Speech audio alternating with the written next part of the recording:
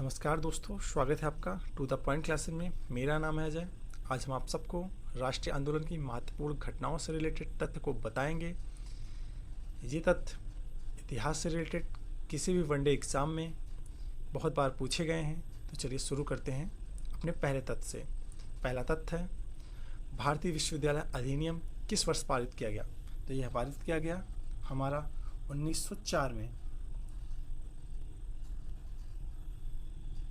बंगाल का विभाजन किस वर्ष हुआ?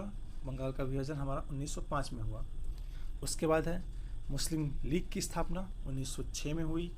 उसके बाद 1907 में सूरत अधिवेशन, कांग्रेस में फूट, महत्वपूर्ण घटनाएं हुई।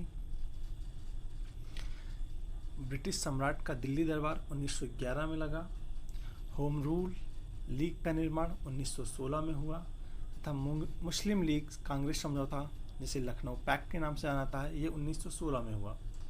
महात्मा गांधी द्वारा चंपारण में आंदोलन 1917 में किया गया तथा रॉलेट एक्ट अधिनियम 1919 में पारित हुआ। 1919 में जलियांवाला बाग हत्याकांड हुआ और 1919 में ही मॉन्टिंग चैम्फोर्ड सुधार हुआ तथा 1920 में खिलाफत आंदोलन हुआ। 1920 में ही असहयोग आंदोलन तथा 1922 में चौरी चौरा कांड हुआ। ये बहुत 1927 में साइमन कमीशन की नियुक्ति हुई तथा 1928 में साइमन कमीशन का भारत आगमन हुआ तथा 1929 में भगत सिंह द्वारा केंद्रीय असेंबली में बम विस्फोट किया गया तथा 1929 में ही कांग्रेस द्वारा पूर्ण स्वतंत्रता की मांग की गई तथा 1930 में सविनय अवज्ञा आंदोलन पारित हुआ।